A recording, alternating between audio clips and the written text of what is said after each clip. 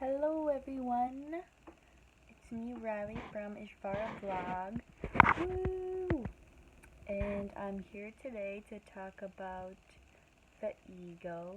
So I thought I would talk about this because I've been mentioning it a lot, and for some reason I just assumed everyone would know what it is. But of course, a lot of people don't know what it is, and it'll be brought up a lot within this channel, website, on my social media and such. So I thought I would explain again my interpretation of it, and we all see through different lenses and realities and interpret things in different ways. So whatever resonates with you, you can take from it, and whatever doesn't, then you can leave, and that's perfectly fine.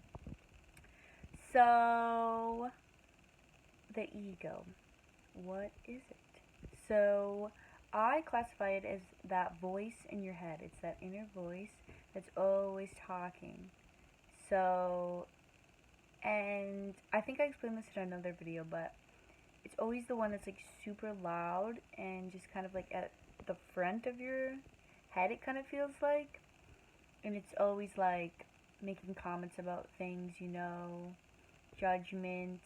It's always like spinning all these stories and like creating all these scenarios in your head that like aren't real, when you come up with like movies in your head, and like, or you did something that maybe was like kind of embarrassing, and then you like think about it later, or like maybe what people thought of you, and it's just like you create all these things. It creates things within your mind that like aren't actually happening, and probably like won't actually happen either. And this creates like depression and anxiety. So when you're thinking of things in the past that may have happened, or like, something that you did that you really can't get over, or like you're replaying the scenario in your head, or like you did something and you like keep thinking about it, that's just like kind of living in the past, and that's what causes a lot of depression. A lot of the times your mind will just like add on these things to the story that you're telling yourself. So it could be saying things to you that just like are really not true at all. And that's the same with the future. Like, I have this problem a lot. I'll be thinking about what's gonna happen. Like, what if this crazy thing happens to me? What am I gonna do about that? Or like, what if this person says this thing to me? Or like, what are they gonna, like, or I'm gonna go somewhere, and what if this happens and I forget this? And but it's like most of that stuff isn't going to actually happen. It's just like this thing that we're creating in our head, and it doesn't actually exist, and it's crazy, and it drives us all mad. So it's all about like recognizing this. Like, that's the first step, is being like, oh yeah, there is a voice in my head that isn't me. It's this completely different thing. Recognizing it for what it is, and being okay with it, that it's there, like saying, hey, what's up? And once you do that, then it's kind of just like playing the waiting game. It's just like you're watching. So you're watching, you're waiting, and you're just observing too, like without judgment. That's a big thing, like throughout this whole process, and like your whole life, honestly, just like doing things without judgment. Because judging yourself, and even just, it creates like a whole negative energy, which isn't going to solve anything. Like, it's just going to make you feel like shit, and that's going to come out and be portrayed into the outer world too. And it's just, we don't really need any more negative energy. So putting yourself down and feeling like shame and guilt for like judging someone, or like, doing something inside of your head, or like not being this perfect person, it's just not going to help anything. Like, we're humans, and we're totally fine the way that we are. Like, we're not meant to be these enlightened, perfect beings. Otherwise, why would we be here? There'd be nothing to do. Except for be blissful all the time, I suppose. But yeah, there's like nothing wrong with where you're at. You're exactly exactly where you're supposed to be at all times. So that's like a big one. So watch the thoughts within your mind. What are they telling you? What's their tone? Like, what are they saying? Are they saying kind of like negative things? Are you really talking down about yourself, you know? Like, that's a big thing too. So change the way you talk to yourself. Only positive things. Saying affirmations like, I am a beautiful person. I have everything I want, everything I need. That's another thing with manifestation too that I can get into in another post, which I feel like I always say in all these posts, but a lot of stuff always comes up and I will get to them all at some point in time. But again, there's no rush because there's an infinite amount of time, and time doesn't actually freaking exist either. That is another social construct, and that is stresses us all out too. I could go on to a big rant about that, but I'm not going to right now. So where was I going with that? Oh frick, I just lost my train of thought. So we're talking about the ego and the mind and I don't know. I lost you guys, which is totally okay. Oh, I think I was talking about like being okay. Oh yeah, like not judging yourself and being fine and yeah, trusting yourself in the process. Just like noticing the stories too that you tell yourself. Like, here's an example. I used to always be like, I'm really bad at math because at one point in time, it just wasn't something that came as naturally to me as like reading or writing. People would always be like, oh yeah, you are really not that good at math. And then I was like put into like a lower math class. And then from that on, I was like, I suck at math. I'm not good at math. And even in college, I was like, I'm not good at math. And it really actually, like, I had such a hard time with it. And then once I was like, what the? Like, I'm actually not that bad at math. Like, when I, like, stopped telling myself that I was bad at math and I stopped looking at it as, like, this big, like, evil thing that I needed to, like, climb through and, like, I was never gonna, something I was never gonna be good at and never be able to look at it in a positive way. Like once I kind of like spun it around and looked at it in a different perspective, like like maybe it becomes a little bit more difficult to me, but I can be good at math if I want to be. And then it came like so much easier to me, and I didn't have this like anxiety. I didn't have these like feelings and negative emotions around it. It's so strange. And I always also thought I was like the problem child of the family because people would always tell me, oh, she's always been like a little different, like always kind of like the wild child, like, beat of her own drum, like the hippie, blah, blah, blah. And, I always like really felt that way, and I was just like, oh, I am, the wild child, like, I am the one that doesn't have their shit together, blah, blah. Then I was like, no, I'm not. What am I talking about? Like, none of that stuff really resonates with me. That doesn't really make any sense to me. Like, I don't really feel like I'm the wild child. And it was weird because I felt like I was almost starting to conform into that role. And I was like, yeah, this is me, blah, blah, blah. But then I was like, no, it's not me at all. Like, I just did not resonate with that. And then once I stopped telling myself that I was like this buck up black sheep, middle child, blah, blah, blah, the weirdo of the family, which I am a bit different than the rest of my family, but that's okay because differences are awesome. Then I didn't really feel that way anymore. It's just like you just change your perspective a little bit, or just like change the lens in which you look at your reality, because we're all the masters of our reality. Like, then you see the whole world in a different light. It's pretty cool. Honestly, it's kind of amazing. Like, once you can, like, really harness that power, once you're like, I am the master of my world. Like, no one else can really tell you what to do, actually. Can make you feel anything unless you allow them to. Like, you can see things any way you want to see it. You could see a square and be like, that's a circle. People are going to tell you that it's a square and not a circle, but you can still believe that it's a circle. And it's going to be fine because it doesn't actually freaking matter what it's called and what we associate it with. It all just kind of matters what you think about it.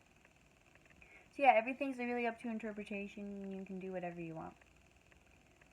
But it's always good with that, a reminder to practice ahimsa, non-violence. The niyamas and yamas, the 2 limbs of Patanjali's 7 limbs of yoga? Yes, 7 limbs. The first 2 limbs of yoga. That's always the one thing I like to say, you can technically, do whatever you want. But there's also, take that with a grain of salt because there's also the law of karma. So what you give out, you're gonna get back. Sometimes you're gonna really get it back. So what I'm saying is you can do whatever you want, but don't go, if you're gonna go steal a car, do something nuts or wild, the universe is always gonna give it back to you. And it's probably going to be a lot worse than what you did in the first place. So, just try to be, as good of a person as you can, I'd say. Because you'll probably feel better. And you'll be vibrating at a higher frequency. And that's a pretty amazing, blissful feeling. And so will everyone around you. So, I think that's better than stealing a car. But yeah, that's my own interpretation. So back to the ego. The ego also lives in fear, so it's always trying to have control of everything. It wants control of situations, people. It wants control of the way people think about us, the way we're acting, our emotions, everything. Seriously, everything. So when you're trying to kind of quiet it down and gain control back from it, it's really going to put up a fight. And it's really going to be hard at first. It isn't an easy thing, which is why the spiritual path is not this glamorous, wild trend that everyone thinks it is. It's not this thing where everyone's having fun and we're all jamming out on our guitars and strumming around and running through fields of daisies with flowers on our heads. No. A lot of it's you're alone. Maybe sometimes you're in the woods, because I really like to be in nature. But a lot of times you're just really dealing with a lot of dark shit, and you really watch your mind and the habits and the tone and everything, and it's at first it's really not that great of a place to be because the mind is and the ego has just gotten into such a nasty habit. You gotta break it, and habits don't die easy, we all know that. They really don't. So it'll be work, but at the end, it's definitely worth it. And it's not like I'm at the end of anything either, it's kind of just a journey, but there's the ebb and flows too, it goes up and it goes down, but it's definitely worth it. I feel as though in my experience, I've only gone up. And I feel the other option would have been to really, really go down, to a rock bottom. Rock bottom. So, yep. Meditation's also, good. And you can meditate anyway too. I'll do another video or a video in general on meditation, but even just sitting for 5-10 minutes watching your mind, or just focusing your awareness on one specific task at a time too. That's another good thing you can do. Just really being present in the moment. Because when you're fully present in the moment, it's super hard for your ego to come in and take control. Because you're just one. You're just unified with everything. And that's where you can feel this amazing inner peace within. Just this bliss, and it's so hard to be upset about anything really, or be bothered by future or past, or all these circumstances that don't actually matter. because you're just like one with everything, and it's pretty cool. Yeah, so that's another thing you could do. Yeah, so I guess the takeaways are just like first recognizing the voice, and then like every day, you can do this at any time of the day, just really like recognizing what it's saying. Maybe perhaps journal on it, just like sit and reflect. And you kind of have to do this when, well, you don't have to do it when you're alone. A lot of the stuff is kind of, nice to do on your own and stuff, but also actually, yeah, being around other people and just seeing how you react to them. Like that's a big one too, because people, it's a test to be around other humans, especially people who a lot of times, we don't see eye to eye with them. We think we are separate and have all these differences. Like that's a real challenge. So that's a good thing to do, but spiritual work a lot of the time it's nice being alone and really being able to experience Vidyaya, self-study, as we like to say in yoga. Yeah, you just like really dive into the inner work. So yeah, meditating, perhaps going on walks, just studying yourself, taking time out of the day to just really be aware, notice your breath, notice your body, what it's feeling, is it feeling anxious, tight in some areas, yeah, and know that it's all going to be okay, and you are not your thoughts, you're separate from your thoughts. It's just like, you can recognize the thoughts, but then you just let them go like the wind, you just let them flow in and out. You don't attach anything to them, you don't need to hold on to them, you just let them do their thing and let them go, not holding on.